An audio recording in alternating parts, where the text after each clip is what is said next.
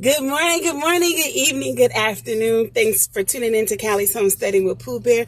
It's your girl, Pooh Bear. And the train's going by. Don't you hear it? Well, today I wanted to do things a little different. Sunday, I encouraged everybody to join in with me as I go after my increasing of the water. Now, I personally drink between almost a gallon and a little over a gallon a day of water. That doesn't include if I drink my coffee, my occasional soda, or whatever. It's just the water by itself. And I was talking to some people, and we were just discussing like why water is so important. And I said I was going to be sharing some tips and information on water every day for the next few days, six plus days, something like that. And so one of the things that I wanted to explain is that water cleanses you. It pushes out a lot of the toxins that we have inside of our body, whether it's through your perspiration, whether it's through your urination, whether it's through your bowel movement. And so, another thing is, if you don't get rid of it, the toxins inside of your body, they have to come out somehow. So if you have really bad acne, it might be because you're not drinking enough water.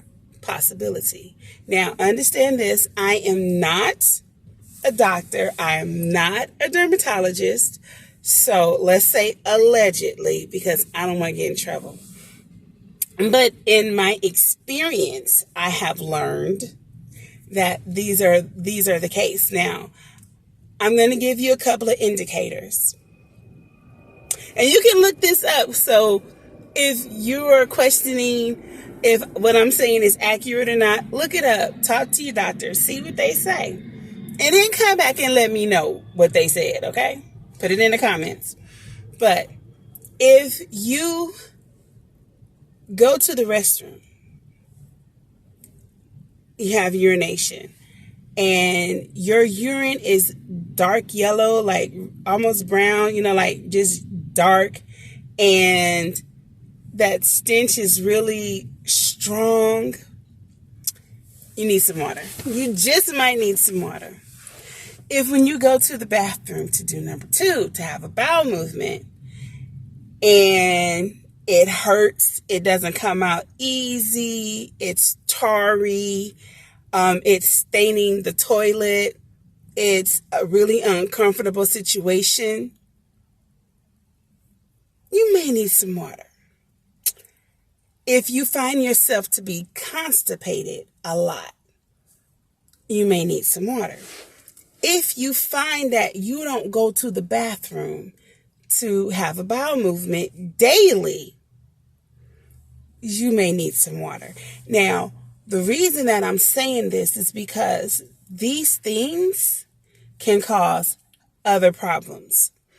You can have a lot of different problems with your intestines because the buildup will come out somehow. So because I'm not a doctor, I can't explain to you how, but you can go online and begin to look at, just do this, type up water deficiency and bowel movements and see what you find.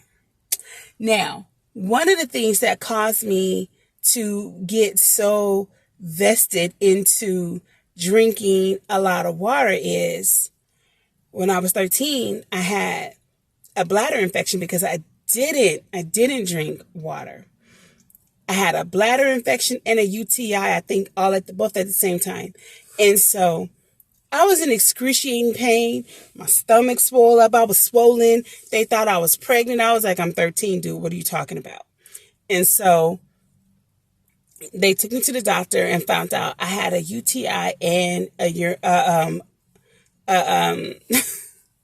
bladder infection. And I vowed to myself that I would never go through that again. So when they told me that water was the reason, or lack of water is the reason I was going through that. I was like, oh, you don't have to tell me. But one time, I'm not going through this again. And so I became a water believer, if you will, a water advocate, if you will. And so what I do is I make sure that I just drink at least 5 of these a day,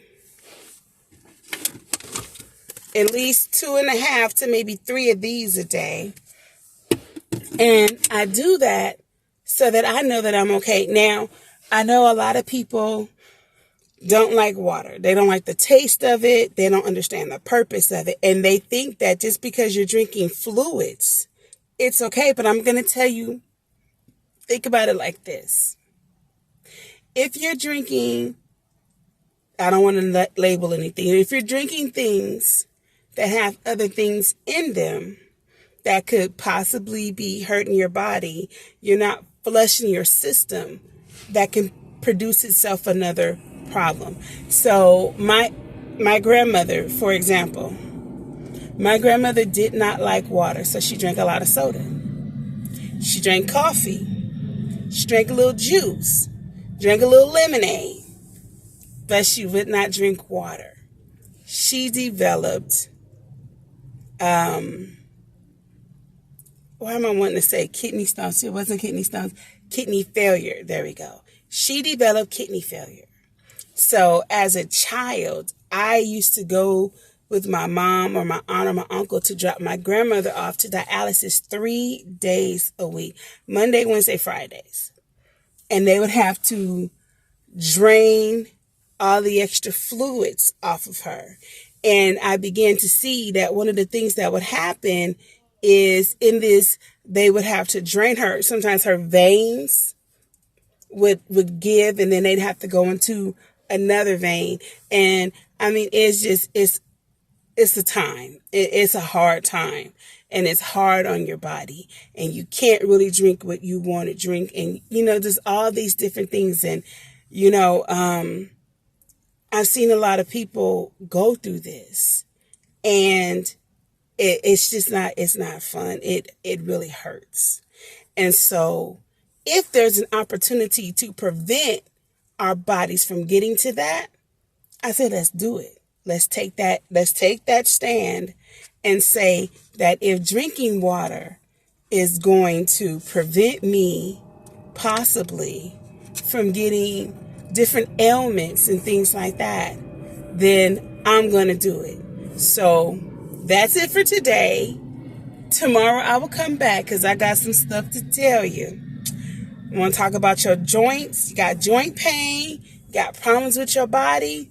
We're going to be talking about lubrication of joints and what water does for that. That's for tomorrow. So, okay. Thanks for tuning in to Callie's Homesteading with Pooh Bear. I'm your girl, Pooh Bear. Remember, God loves you. You better love you because I love you. All right. Bye-bye for now.